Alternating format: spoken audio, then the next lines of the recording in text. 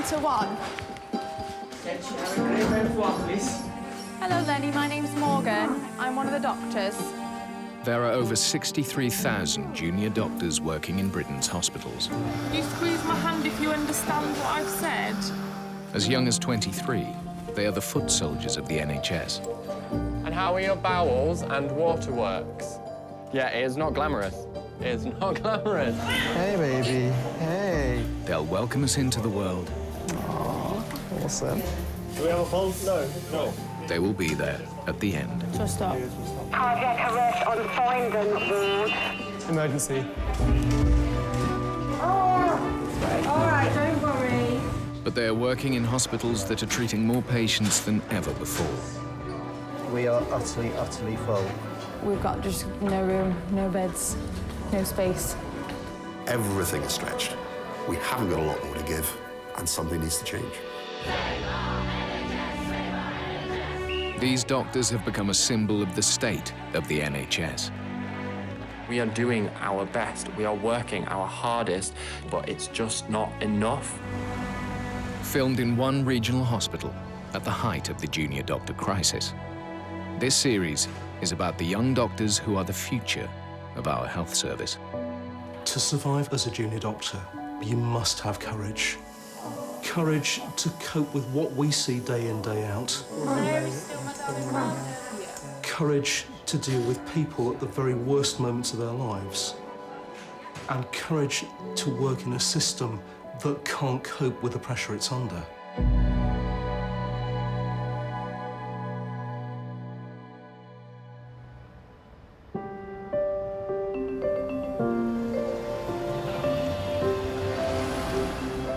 Every day in Britain, over 6,000 children are admitted into hospital. Some will arrive by ambulance, others on foot, but almost all will end up in the care of a hospital's paediatric department. Oh, really? I know. I'm being a meanie, aren't I? Oh, a bit sicky.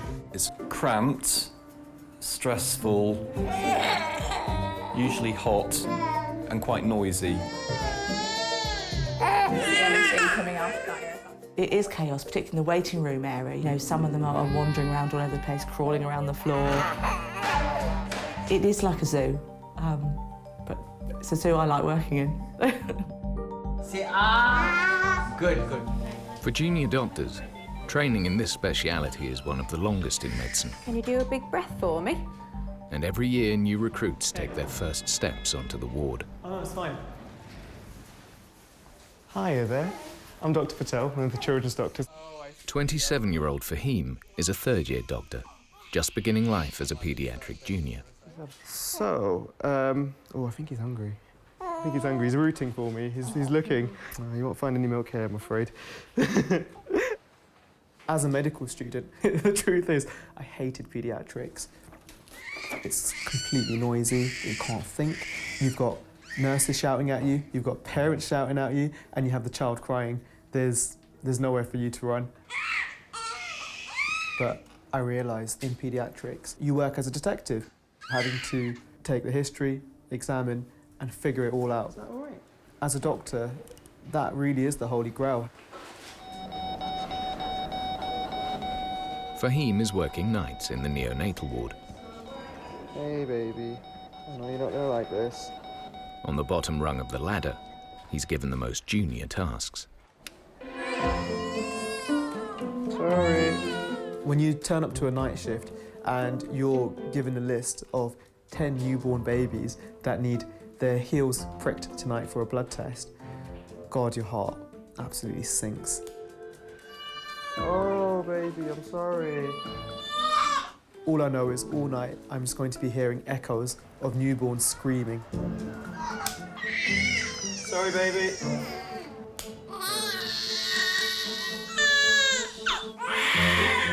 Oh, dear. See, there's no problem with your lungs. Fahim is the only junior in the neonatal ward at night.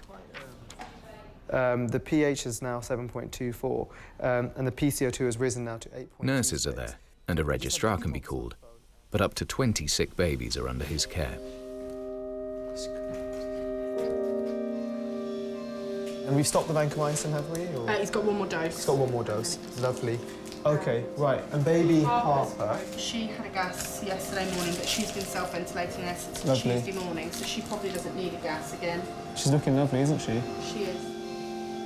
There's such a huge variety of complex needs that these babies have, from something like they're jaundiced right through to a baby's stopped breathing and they're going into multi-organ failure.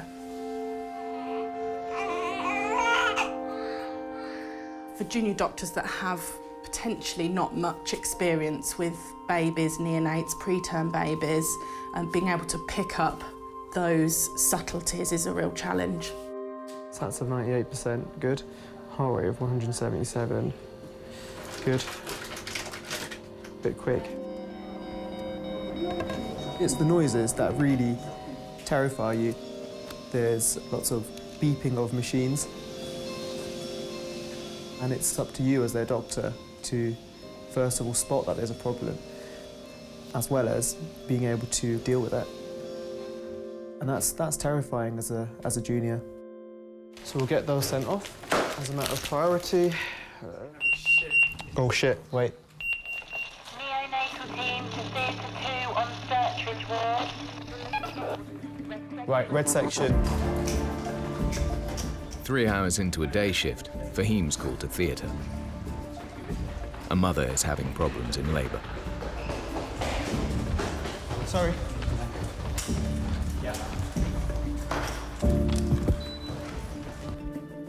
This is not good.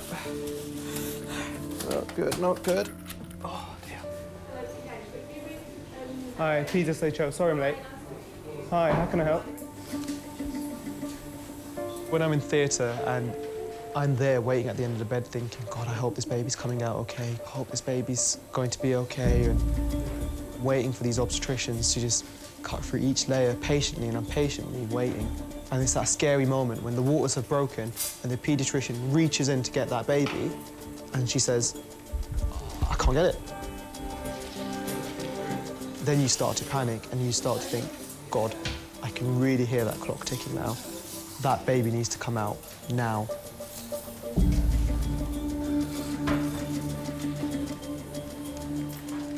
The baby is breech and not making any noise. Difficult retraction. Right, when that baby comes out and there's no cry, yeah, your heart just stops. You're just like, oh God, I just want this baby to cry. Please cry, baby, just cry, just cry. And you're just thinking to yourself, give me that baby now. If that baby isn't crying, I want to see that baby now. Are you ready, Ruth? Yeah, yeah. Thank you. Yeah, let's have a look. All right, I'll pick up baby if you're happy to. Yeah, I'll take the next towel off. Yep, so, got it. That's better. And then you hear that cry. Wow, it's music to your ears. Genuinely, it's just, the relief is immense. So that's better. You are so breech. Put your legs down, lady. I'm your baby, not I? Hey, hey, hey. Dad wants to hold you. Oh, here, Dad. Dad doesn't know how to hold it. Oh, that's okay. So one hand behind the head, one hand around the legs and the arm. You'll be fine, Dad. Give it a go. The head is the most important thing. That's great, that's great. I now know everything. When you present that newborn baby to that mum and that dad for the first time, you are witnessing the start of the most beautiful and enduring relationship of these three people. It's wonderful. Congratulations. It really is a privilege as a paediatrician to be able to be there.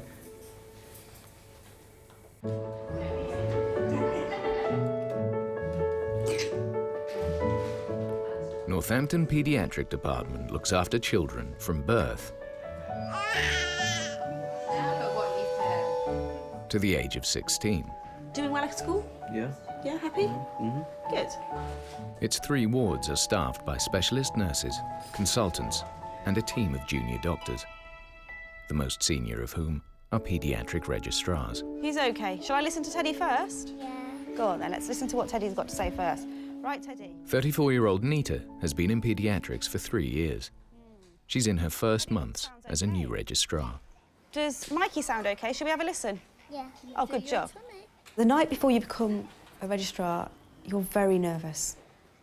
It's this overwhelming sense of, this is it.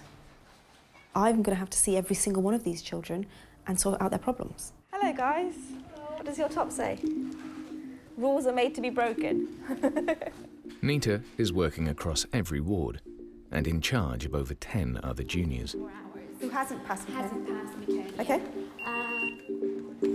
As a registrar, there are times when you're the most senior doctor in the hospital. You know you've got 3 or 4 patients to review. There's also a new patient that's coming. You've got some bloods to do, A&E are ringing you about other things. You've got to be able to multitask and do all these things in the right order without letting it all fall apart. How do you think he's doing? Oh, he's a lot better than he was Thursday. Oh, he looked terrible Thursday. I'll try and stay as calm as I can. But I can assure you that I'm absolutely... My heart is racing. I can't even hear the child's heart because my heart is going probably just as fast. Children are really scary because you don't really know what's going to happen next with them. They change so quickly. 1 minute they're well and 1 minute they're not. And they are the most important thing to the parents. And you are being entrusted with their healths and lives. And that scares me. Hi, paediatric registrar, how can I help you? It's 7 p.m. and Nita has been called to a seemingly routine burns incident. Thank you, bye-bye. It's a 18-month-old burns child, been burnt quite significantly, that they're finding difficult to cannulate, so they would like some paediatric input for cannulation.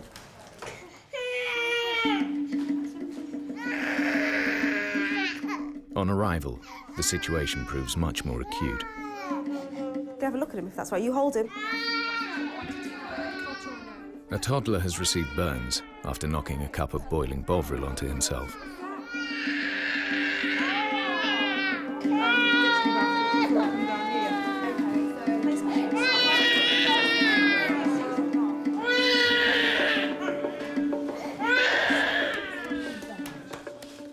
So start from the beginning.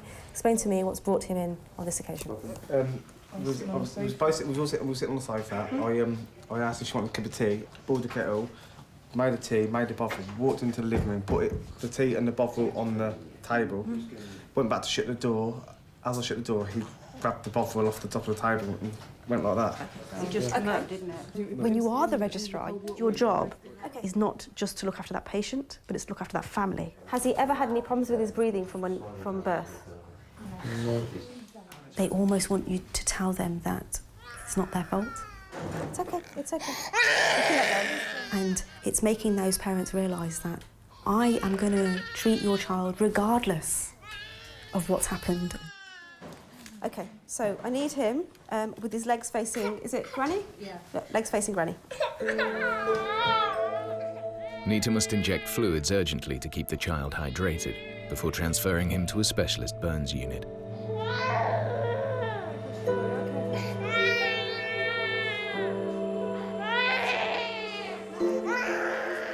Midway through the procedure, a more serious problem appears. What's this? Along now. Chocolate. Blood vessels in it. Hemangioma. That's the word. So hemangioma is a collection of blood vessels. If they're big, they'll be connected to bigger vessels. So if you get a burn on top of a big hemangioma on the chest wall, you need to be worried about if this burns the overlying skin to the hemangioma and these vessels just continually bleed. Because if that ulcerates, we will have a problem. Yeah. Do you want to transfer him with blood in case, in transfer? I think we should. We've got a bit of a problem. The hemangioma, it's quite a large one. If the burn ulcerates it, it could bleed. That worries me. Yeah. So in the ambulance ride over, we'll send you with some blood. Okay. So what I'm trying to do is to make sure that you guys are safe enough to get there. Yeah. Before transferring the child, The burn must be dressed. It's the most painful part of the procedure.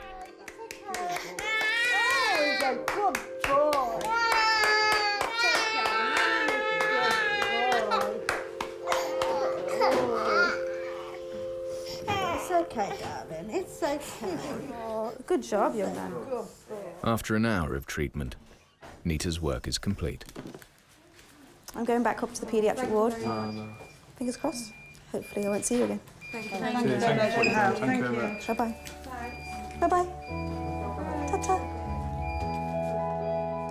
I think one of the crucial jobs of a paediatrician is to take that child from a place where they are unwell to a place where they are better, but also that family from a place where they are stressed and anxious to a place where they are understood and calm. Brings with it immense responsibility. Love you! See you soon. I'll see you when you get there.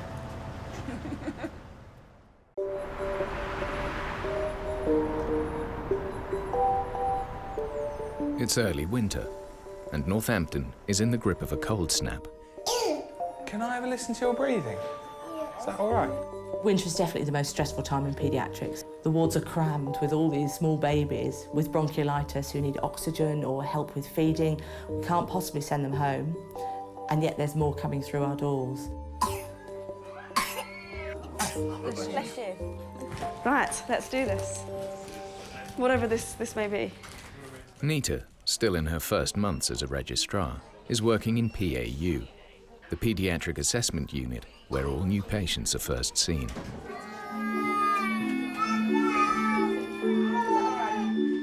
Hi guys. Hello. PAU in winter, it's all the sights and sounds of family life brought into a very stressful situation.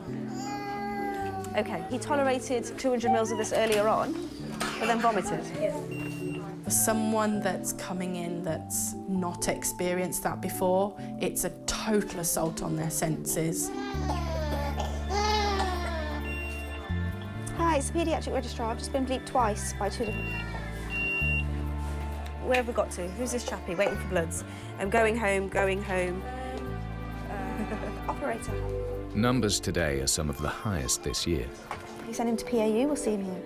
As a new registrar, it's Nita's job to assess who needs to stay and who can go home. Right. Where am I going next? You have to make pressure decisions very quickly to try and clear the ground, but also accurate decisions. So I don't want to just clear them out.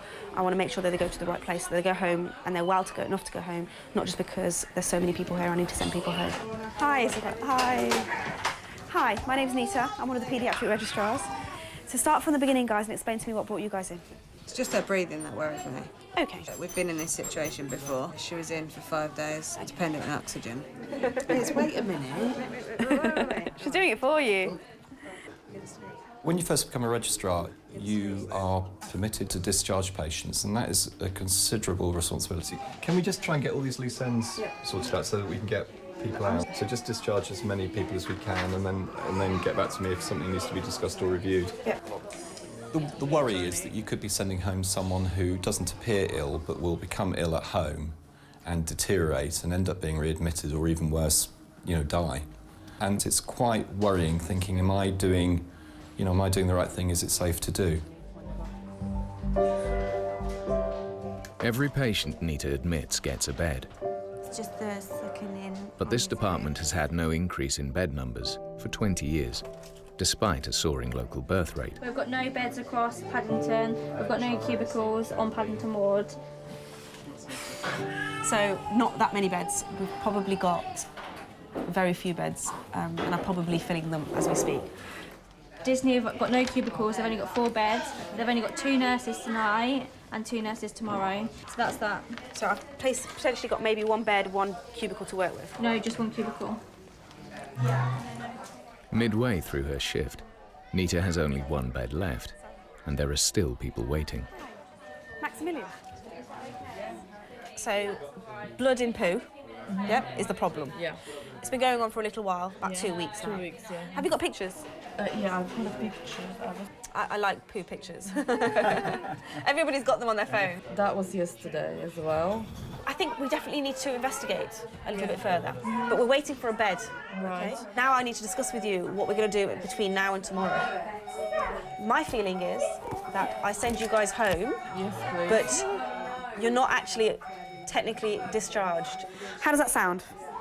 Yeah, well, it's a bit scary, but yeah, I want to know what's going on. And I know it's scary, Find out what's happening. but I think we should find out what's going on. Right. Thank you, So guys. we're free to go now, yeah? Yeah, just give me like 2 minutes. Okay. Thank you. If you decide to give her some ibuprofen, make sure she's eaten something first. Okay, Yeah. Sorry, can you just come? He's just having a fit. Okay, it's okay. Can I get a saturation code? Yeah. And can we get him on a bed? Do we have a bed? Is there a bed? In the waiting area, a child has unexpectedly started fitting. Plastic sats program. Can I get some oxygen? Okay. You're all right. Come with me, Mum. Come on.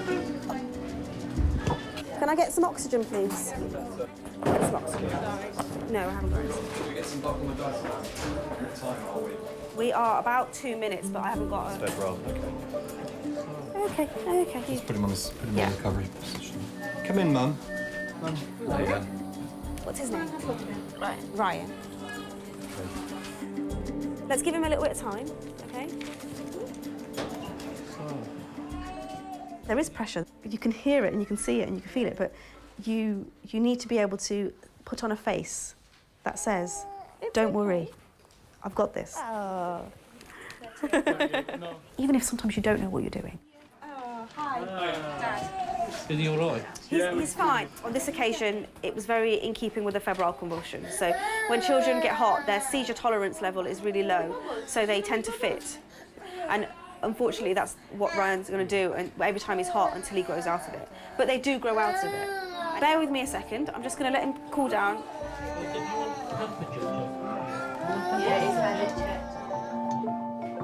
When you've become a registrar, you've got to perform. You have got to perform in a performance that you've never been in before. Can we send this one home? It's like one of those cartoons, do you know, where they're walking along and then they fall into a hole. I want to speak to the surgical registrar.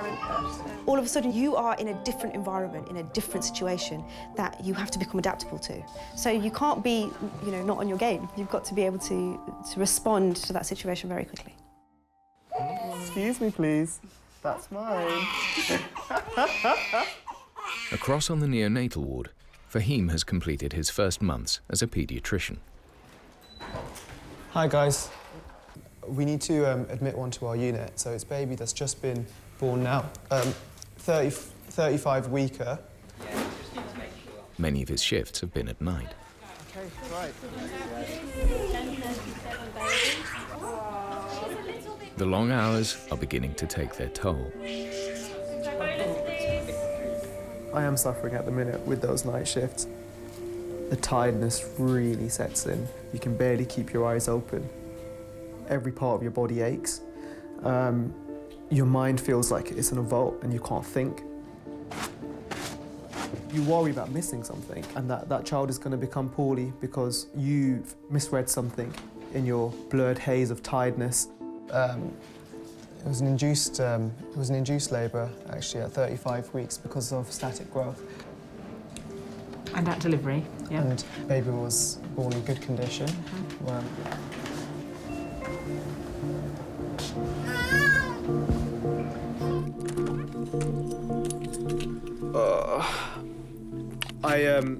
I got to a stage this morning where I was just so tired, just absolutely exhausted. I could barely finish my own sentences. I could barely even just barely move. Junior doctors in particular, they're working very long shifts, often no breaks. The exhaustion manifests itself in sometimes poor decisions. In paediatrics, you absolutely have to be 100% all the time because of the subtleties of what we do. Just got a new admission. I'm just going to take him into the treatment room. for his cannula. It's 2 a.m. on a night shift, and Fahim has been called to a sick newborn. This baby was born prematurely. He's only about 1.7 kilograms. And also, mum's waters had broken for about a day. This puts this baby at significant risk of developing an infection. At this stage, they have a very immature immune system, and so they won't be able to fend off infection. So we need to give antibiotics before baby gets sick. Ideally, we need to get these antibiotics in within the next 15 minutes. Is he the one that was induced earlier today? He was. Fahim must insert a cannula into the baby's arm to administer the drugs. Doing a cannula on a newborn baby, especially one that's preterm, it's incredibly difficult. It's the most important thing I'll probably do tonight. Very nervous. Okay. It's like putting thread through the eye of a needle. This baby has a tiny little vein. It's so fragile. The margin of error is millimeters or less. Okay.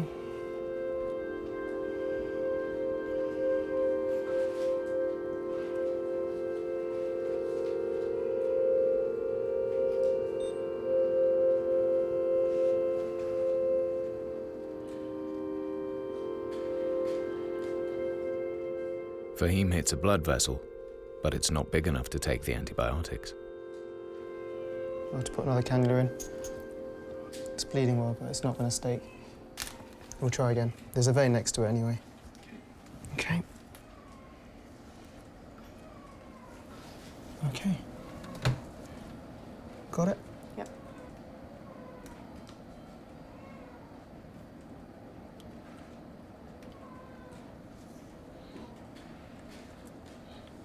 There you go. Hey. Okay. I could not believe that just happened. It got hooked on something, and as I pulled back, it fell out. I cannot believe that just happened. Fahim's 15-minute window for giving antibiotics is now closing fast. Your heart just, you almost can feel it in your chest. Your hands are so sweaty. The glove starts to stick to your fingers. This is it. This is it, it really is, yeah. This will be my last attempt. It just feels like everything is conspiring against you.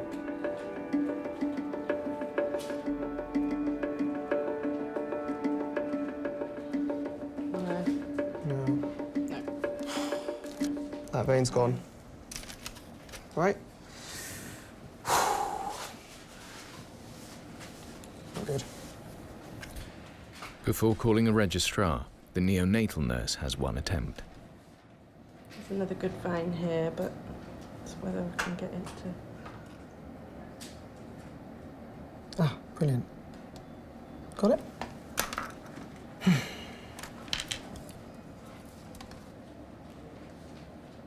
Well done. Brilliant. Excellent work. Thank you. Whew. That's all right. Thank you. All right.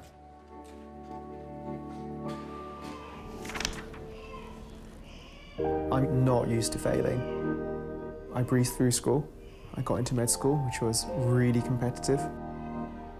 I'm usually very successful at everything I do, and dealing with failures, it's a horrible feeling. To have to admit to yourself, actually on this occasion, I just wasn't that good.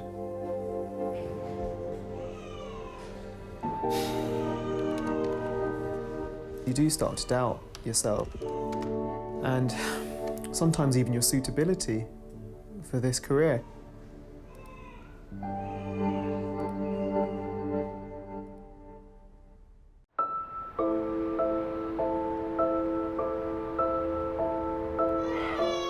For all paediatricians, treating children is a demanding job. Their patients need close care around the clock. Finding a balance between work and life is a challenge every junior must face. She's climbed up the water spout. Dan came the rain. That's fine. Alongside being a registrar, Nita is also a mum herself. So this is Samir's playroom. It's so full of toys because every time I'm at work and I feel a little bit guilty about leaving him, I buy him something. So when I come in here, although I see a great room for us to play in, I do sometimes see the amount of times I've left him. Yes, there's guilt. There's immense guilt. Please. Being a registrar and a mum, it's brought new challenges for me, largely because the responsibility I have to my patients is quite immense. I have to be the first one there. I have to be the last one to leave. Come here, Baba. Mummy's going to go to work now. It's okay. Mummy's going to come back. She'll come back later. Mummy will come back. Oh, Baba. Samir, look. Mummy will come back, okay? She'll come back later. Mummy will come back. Come here. Nita's rota means she works nights as well as some weekends. Say bye-bye, Mummy. Yes, it is interesting, isn't it? But it's because it's well demarcated. Have we got a report? Tonight, she's in charge of the emergency arrest team. Yes. Yes, because Dr. Smith might have the A&E referral bleep.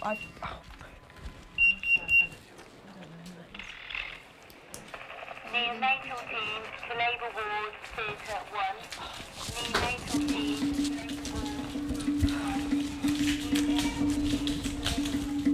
I run faster for a neonatal fast bleep than I've ever ran, that I could possibly run, because the baby on the other end really needs you. Labour Ward, there must be some sort of delivery. You may be the most senior person there when you get there. And all those unknowing parents believe that that person that they're going to get at the end of that bleep is going to know what they're doing. And it's going to save my child. Becky, where am I needed? No, you're not.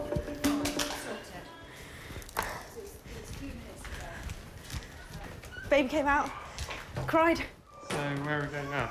Back to recess. Did you actually need to Run? Yes, of course I did. It's a baby. Every minute I slow down, every second I slow down, that's potentially a breath that baby didn't take. And I've got a junior on who I trust implicitly, but is still quite junior.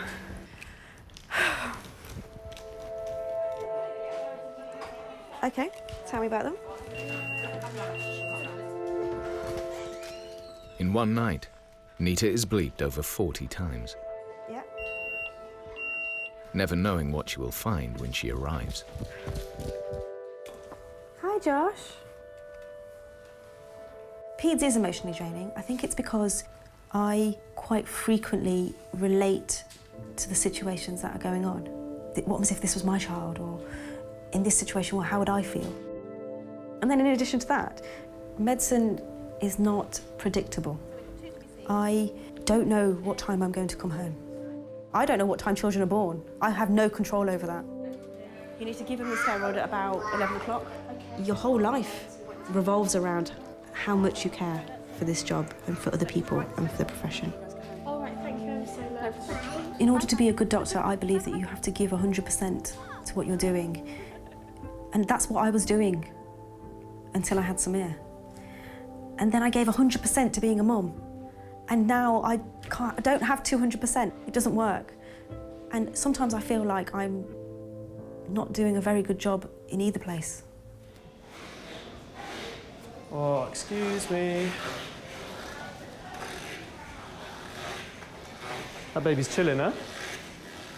Across on the neonatal ward, Fahim is also finding paediatrics all-consuming. Hey. I might need a hand in a minute, if that's okay. Just because he's quite fidgety, so I might struggle to get the line on. At the moment, if I'm honest, there isn't much of a work-life balance. Okay, lovely. I'm sorry. Work just starts to take over your life, and it has to because you're the lifeblood of the system. You are keeping the wheels turning. For support, Fahim has his faith. As a practicing Muslim, he prays 5 times each day. Having religion really helps me to get through the hard times, because I remember that I trust God, and I trust that if I dedicate my life to helping people and to doing good things, hopefully God will have plans for me. Being a Muslim, to help people is a form of worship. And as a doctor, I get to help people every day, and actually that's an expression of my faith. All right. Despite his struggles, Fahim's training means he's taking on ever more complicated work. Today, he has to take spinal fluid from a baby with suspected meningitis. This will be my second lumbar puncture in this age group. Whew. If you completely mess this procedure up, you could effectively cause paralysis. Last time it was fine. The sample was a tiny bit blood-stained, which does happen, it's technique-related sometimes. So I'm hoping on this occasion we get something we call a champagne tap, clear fluid, rather than blood. Fingers crossed, eh? Fahim is supported by a nurse and senior registrar.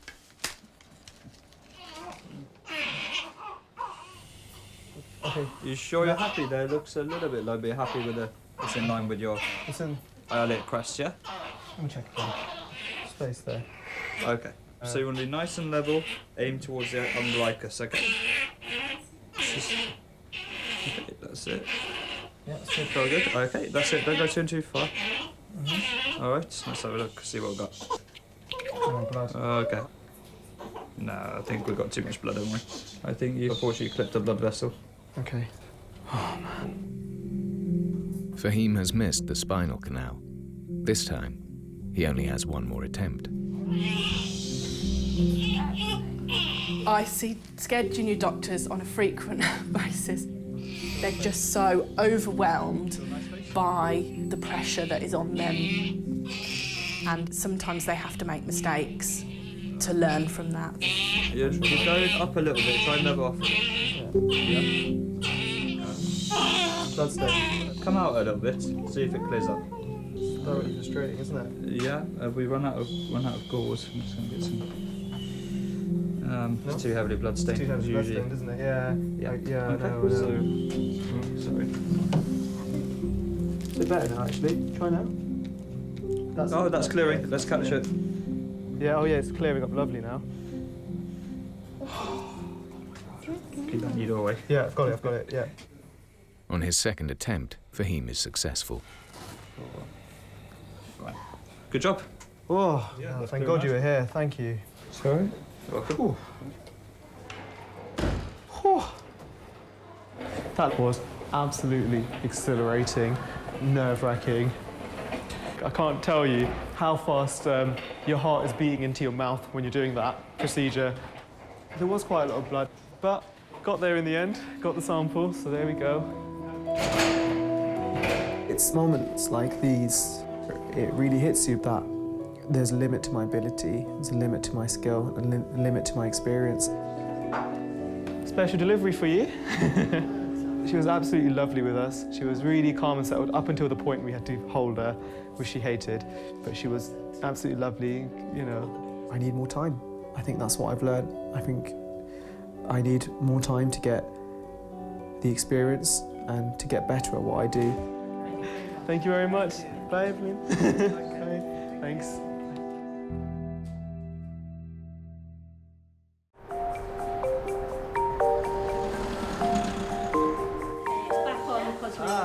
Okay, baby girl. Yeah. Happy birthday, baby girl. Huh? By the end of 2016, Fahim's been a paediatrician for 5 months. Slippery baby. All right, lovely. His confidence is slowly growing. Lovely, hi. I'll just come to the baby check if that's okay. Yeah. 5 fingers, 5 toes is a good start, isn't it? Yeah. Tonight, he's on a night shift and has been called to a baby with breathing difficulties. Good evening, hi. This is Teddy. Yeah. Okay, so has she been coughing? Yeah, like a really loud, kind of piercing cough. I'm just going to have a listen to your chest then, sweetheart, if you're going to let me.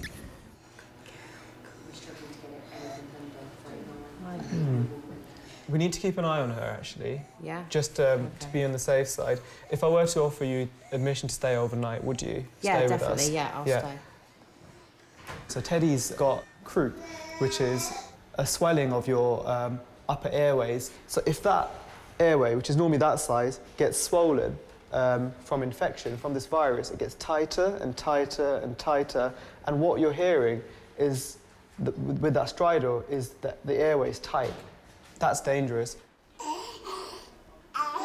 Over the next 4 hours, as Fahim monitors her, Teddy deteriorates.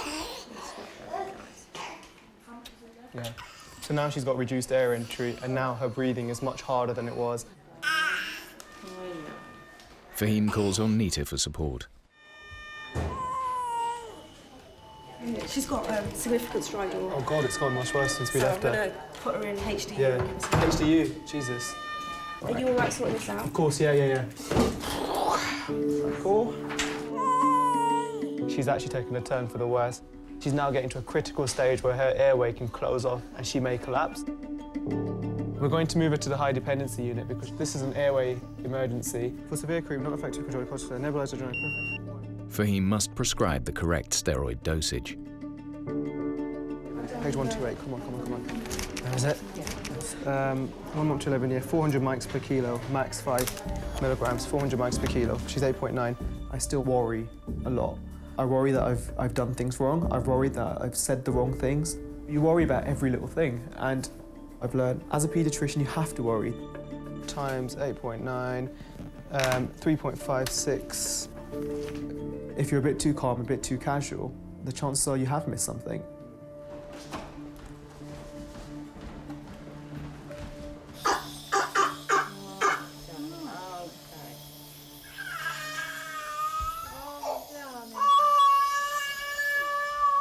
This time, Fahim has got it right first time, and the steroids calm Teddy's breathing. Just let her get settled with it. Hey, honey. It's worked. Her airway's now wide and open. She's no longer got that stridor sound that every time she was breathing, it's all disappeared. She's really calm, she's really settled. I'm really happy.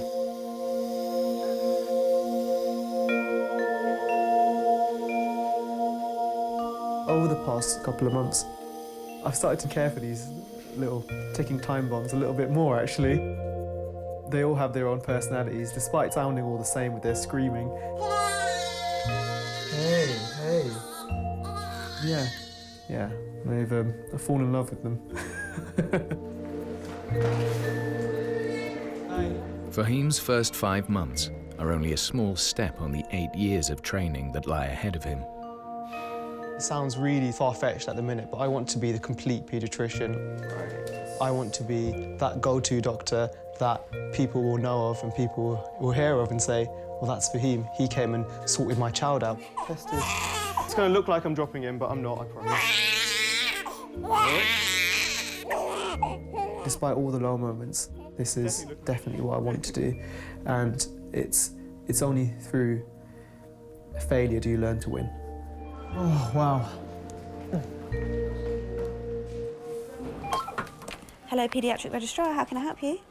Across on the assessment unit, Nita is facing another busy shift. Yeah. So we've got a plan. I'm just going to go and speak to her. Got a plan. Today, they are several staff short. What do you want me to do? Just hold his head. Yeah. One more time. I'm sorry if you're sick. No, it's fine. The rotor has always got gaps on it, but it's not anything new. People step up and do shifts that they are not normally rotated for. We all chip in, we all help. Just continue and I'll come over to you as soon as we can. No problem. Nita stepped up to being a registrar seamlessly. Hello. And is beginning to find a balance between work and the rest of her life. Before I had a son, my world was paediatrics. I ate, breathed, slept paediatrics. I will never be that doctor that I was before. But I hope that the doctor I've become is a better doctor.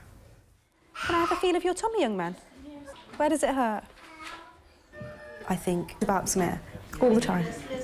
It's difficult. I like your Superman pyjamas? Had a very poorly child come into me in A&E, and the child was wearing the same pyjamas as Samir's got. In fact, the same pyjamas that I left him in before I came to work that day. And all I could think about was Samir. Hello, baby. You okay? Samir? Are you playing with Daddy? Oh, that's good. 7 years after she became a doctor, Nita's now working part-time. You got a card for me. That's nice. It will take her 4 extra years to become a consultant. Mummy's going to come home from work soon, okay? Bye. I love you too. I think that I've now come to terms with it, that I do my absolute best at what I do. And when I'm with Samir, I'm 100% his mum. But when I'm at work, I'm 100% a doctor. Because I know that what I'm doing is worthwhile. And I know that what I'm doing will make him proud of me. And he won't remember that I never saw his first steps. But what he will remember is that his mum fixes poorly babies. Bye-bye, guys. Bye, sweetie. Sleep well.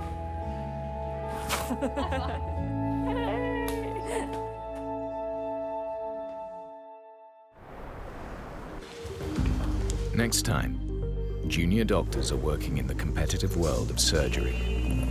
There's one more before you, and you're going after that. It's not easy, not everybody can be a surgeon. We're like Top Gun. Can we have the head down a little bit, please? Young trainees have little room for any mistakes.